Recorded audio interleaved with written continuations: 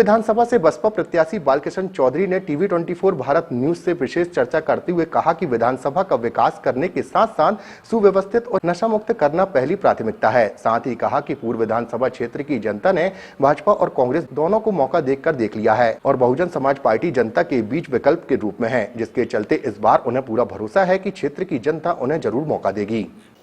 सभी माताओं बहनों का एवं हमारे बुजुर्गों का आशीर्वाद मिल रहा है, बच्चों का प्यार मिल रहा है और इस टाइम पे सबसे ज़्यादा लोग निकल के आते हैं। जब जनसंपर्क में जाते हैं निकल के आते हैं, खुद मिलते हैं आके। एक विशेषता है, लोग परेशान इतने ज़्यादा त्रस्त हो गए हैं क्योंकि लोग दिखाते हैं, वहाँ पकड़ पकड़ कर ले जाते हैं। भैया ये देखो नालियाँ ऐसी भरी हैं, भैया ये देखो ऐसा यहाँ पे समस्या है, भैया ये देखो कचरा पड़ा हुआ है। कल हम आपके वार्ड में घूम रहे थे, आपके सेठ गोविंद दास बात में, और वहाँ पे हम देख रहे थे जो हमारा पुलिस थाना है, जो गंगोपुर पुलिस थाना, उसके पीछे में पूरे में कचरा, जो कि हमारे पुलिस के साथी लोग रहते हैं, लेकिन आश्चर्य लग रहा था कि प्रशासनिक जगहों पे इतनी गंदगी मची हुई है। अब बताइए, जहाँ पढ़े लिखे लोग रह रहे हैं, यहाँ पे ऐसी व्यवस्था है जहाँ आम बिना पढ़े लिखे लोग रह रहे हैं, उनकी क्या होगी दशा। ये यहाँ के जो विधायक हैं, इनने कोई भी 10 साल में, कांग्रेस के विधायक 10 साल हो रहे हैं, इनको कोई मतलब नहीं रहा यहाँ की समस्याओं को लेके, क्षेत्र की समस्याओं को लेके। वहाँ के जो वर्तमान में पार्षद जीत के जा रहे हैं, वो उनकी कोई समस्याएं हल नहीं कर रहे हैं। तो इसलिए जनता परेशान है और खुद ही निकल के आके गले लगा लेते, भैया आप अच्छे आदमी हो, आप लगिए, और बोले मैं इस बार वोट करूंगा आपको। पिछले कुछ सालों से ट्रेंड देखें कि पूर्व विधानसभा में एक बार बीजेपी तो एक बार दूसरी बार कांग्रेस का गढ़ रहा है, हमेशा ही ट्रेंड रहा है। तो इस बार आपको कैसा लगता है? देखिए, जनता ने एक एक बार नहीं, दो बार परख के देख लिया, चार बार परख के देख लिया, कांग्रेस बीजेपी को देख लिया। अब जनता त्रस्त हो गई, अब इनसे इनका मोह छूट चुका है।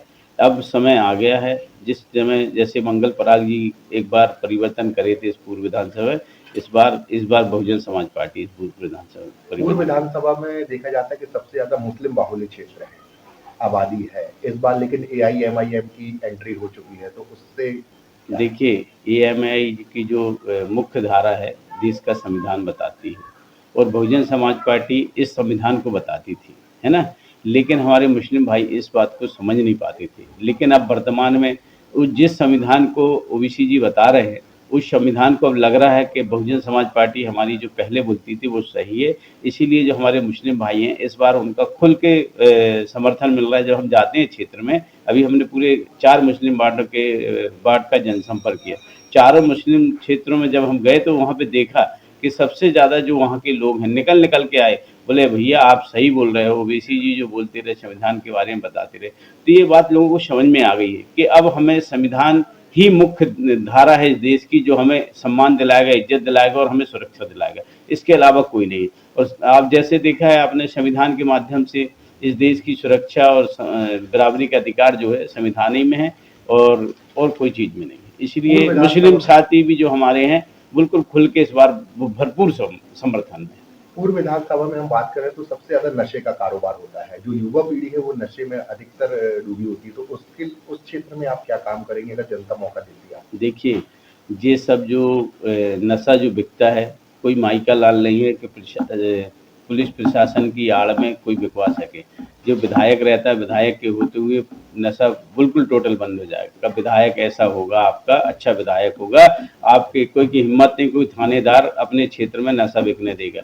लेकिन यहाँ के क्योंकि बेचने वाले जो यहाँ के विधायक रहे हैं और पार्षद रहे हैं, इनकी सहमति के कारण ही उनकी संरक्षण में जो उनके गुर्गे हैं वो नशा बिकवाते हैं, और कोई कारण नहीं है। और ये हम लोग नहीं होने देंगे। इसीलिए मैं अपना काम, रोजगार, व्यापार छोड़कर इसीलिए पूर्व विधानसभा में लगा हूँ कि इस पूर्व विधानसभा को मेरे को नशा मुक्त बनाना है, क्योंकि मेरा उद्देश्य है पूर्ण रूप से कि मेरे को नशा मुक्त बनाना है। शिक्षा के क्षेत्र में हम बात करें तो शिक्षा के क्षेत्र में आप क्या करेंगे? सबसे प्राथमिकता मेरी शिक्षा ही है, सबसे प्राथमिकता मेरी शिक्षा ही। पहला मेरा, कल साथी ने भी कल एक टीवी वालों ने पूछा था, तो सबसे पहला मेरा पहली है कि हमें पूर्व विधानसभा के लोगों को शिक्षित करना है, क्योंकि हम लोग शिक्षित नहीं करेंगे तो हमारा समाज उठेगा नहीं। जब शिक्षित करेंगे जब ही वो अपने अधिकारों को समझेगा, अपने अधिकारों को समझेगा, वोट का मुख्य रूप से सही उसका उपयोग करेगा जो बाबा साहब ने हमें दिया है।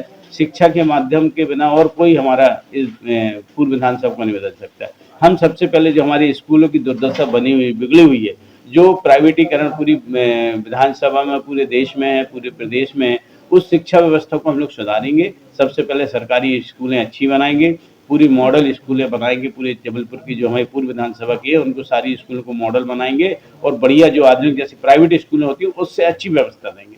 सबसे पहला पैसा मेरा शिक्षा में खर्च होगा विधानसभा।